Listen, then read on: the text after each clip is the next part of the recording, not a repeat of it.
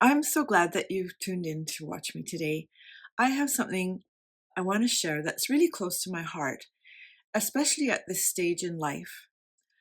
I am 70 and life is different than it used to be. I'm Wendy, I'm an author and an artist, and I'm an older person. I think it comes as a shock to a lot of us that the big numbers somehow kind of creep up. But here we are, and it's good time to look at your life and think about how things have changed, how you want them to change, and what gifts aging brings. So that's what I'm talking about today. We live in a world that is all about the young.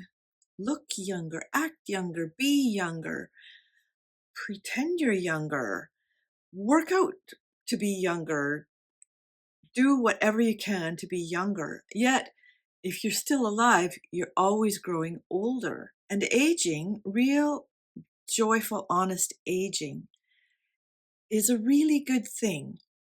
It comes with many blessings that I never really expected when I was younger. I would say 10 years ago, I was like, I'm getting older now, and it almost felt like doom. How could life possibly get better? But then it did.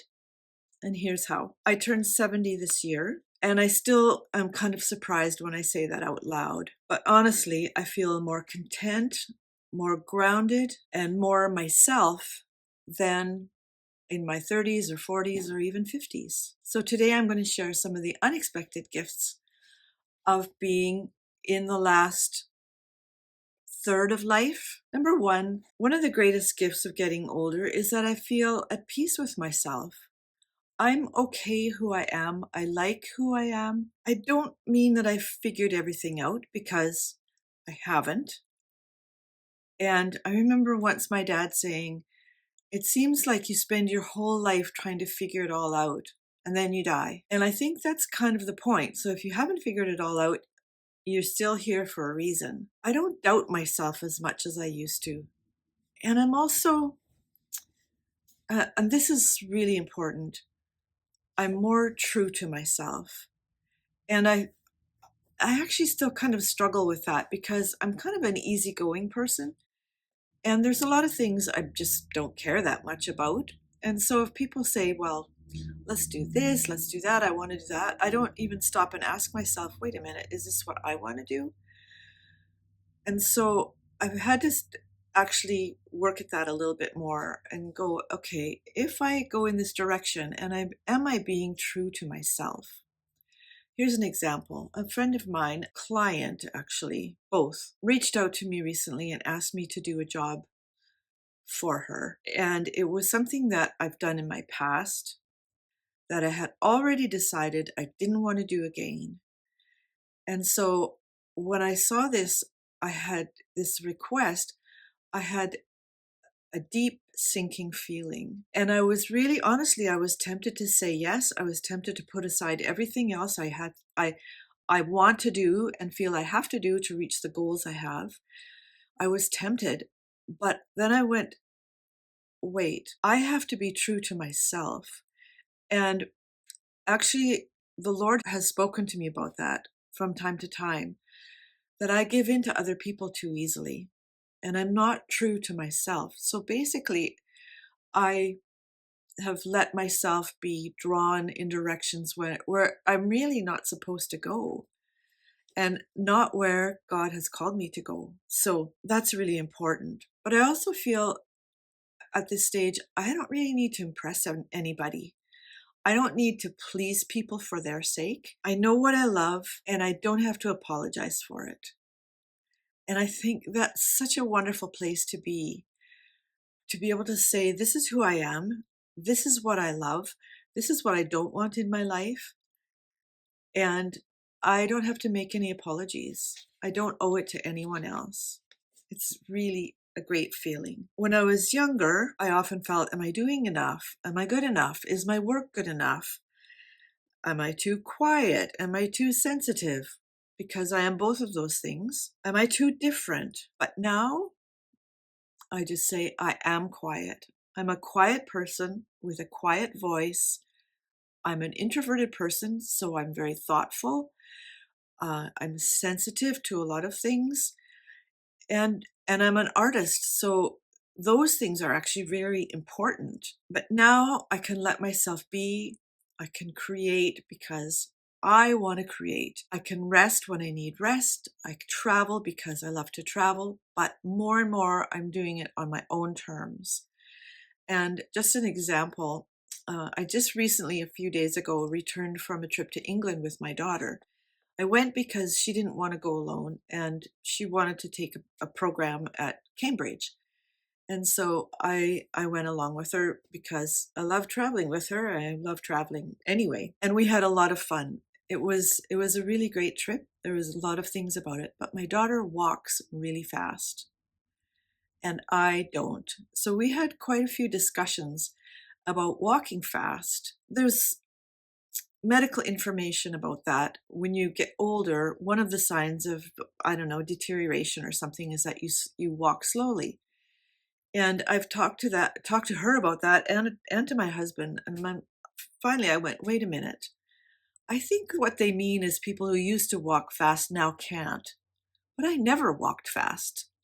I walk fast when I have to. I'm able to, but I don't want to. And so I'm not slowing down. I'm just walking at my normal pace. And so we had to work out kind of a deal there where I had to often say, would you please slow down? Because I don't want to race around London on this trip. Anyway, I'm honoring my own rhythms with things like that, and when to sleep and when I want to eat and what I want to eat. And instead of pushing against them or pushing myself to fit into other things, there's so much freedom in that. And it feels like I've come home to myself. And I believe that's God's kindness shaping us over time, showing us the beauty of who He made us to be. So when I honor myself, I'm actually honoring God because it's like Him saying, I made you an artist. I made you to love a slow life. I made you to love quiet. And so it's such a great place to be. I made notes here so I wouldn't forget anything. Another gift is how much deeper my faith has become. I became a Christian and made a decision to follow Jesus when I was about 6 years old. So that has underlined my entire life. But at this time in life, it's taken on kind of a sweeter tone. When I was younger, I thought I needed to have all the answers. I needed to get everything just right. But now I trust Him. Believe me, I still struggle with this sometimes and go, is this me pushing? Or do I have to just stop, rest in the Lord and trust Him? I've walked with Jesus for a really long time and He has never let me down. Never let me down. Never let me down. My faith is quieter now, but stronger. It's not built so much on what I know, but there is a lot because I know the Bible fairly well. But it's on who I know. Life has challenges. Mine has had lots, which I won't go into. Everybody's life has challenges. But just knowing that I can rely on the Lord is huge. And sometimes the difficult times have taken me farther from the Lord when I'm so stressed out and so busy and so anxious that I've just not been thinking straight. So gradually, these days, I stop and give time to talking to Him and sensing His presence. And I find myself drawn to the stillness and the time to reflect, to journal, to pray. Sometimes I just sit in silence because, like I said, I'm a quiet person and I feel His presence. It's not dramatic, it's not flashy, it's just simple and real. And that is such a gift. Another thing is creative freedom. Being an artist for so many years, I've worked really hard on being a good artist, in developing my skills, in learning techniques and practicing.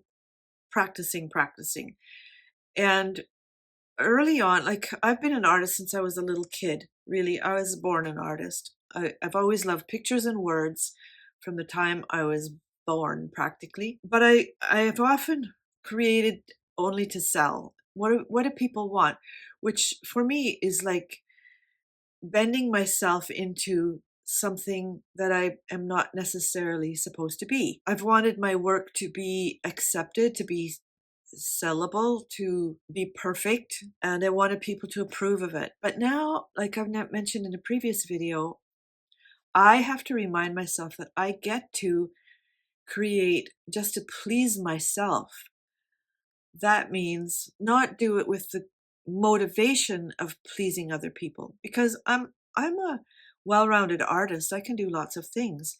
But if I work to please other people, it doesn't necessarily please me. And first of all, it has to please me. And I think that's a really great freedom. One of my goals is just to create beautiful things without anybody's permission.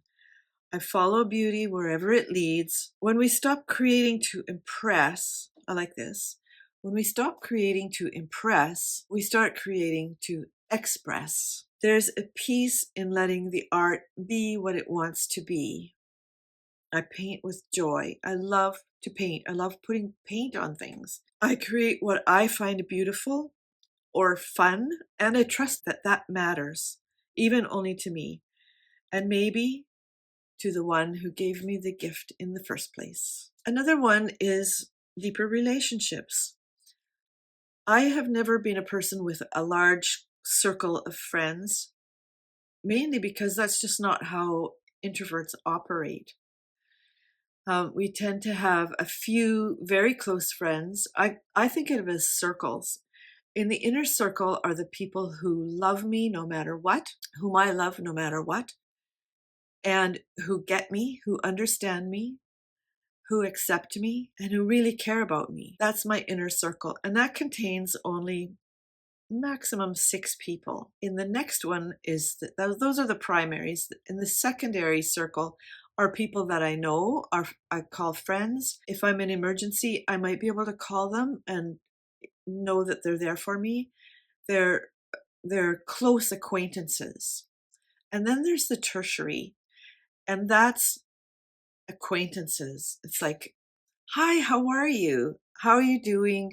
I was thinking about you, those kind of things, but they're not close and they don't know the inner me that much. So I'm concentrating more on those inner circles, and it's really, really valuable. Another one that is a gift of getting older is the joy of simplicity. Because I don't have to please a lot of people. I don't have to show up for a job or for what other people want me to do. I get to choose a lot of parts of my life.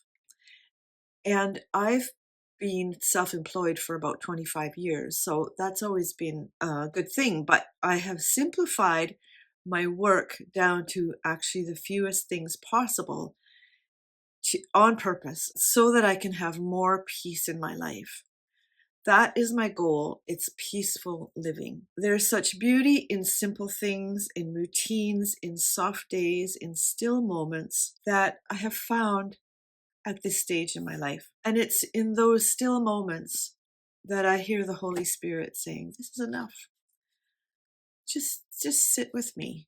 This is enough. So yes, at this age, these are slower days, and that's lovely. There are moments when I forget what I came into the room for, because I still have the same busy mind I've always had. But there's also peace and freedom and beauty that I never would have found when I was younger. I mean, I'm still exactly the same person. I still love what I have always loved. There are things I used to care about that I no longer care about. But I have to say, growing older is a gift. The Bible says, I forget exactly how it goes, long life, he will satisfy you and give you his reward. That's my translation. I think I'm in the reward of the long life now. And I expect to have many more years to live. And I'm learning to appreciate the gifts of this time of life. So I'd really love to know in the comments what you are finding. If you're in the same stage of life as me, or if you're looking forward to it or looking at where you want your life to go, just let me know in the comments what you think. How is your life changing as you're growing older? And what gifts are you finding? I think you'll enjoy some of these videos. Please subscribe to the channel and click the little bell and click on the like button because that helps my channel grow. And I'll see you next time.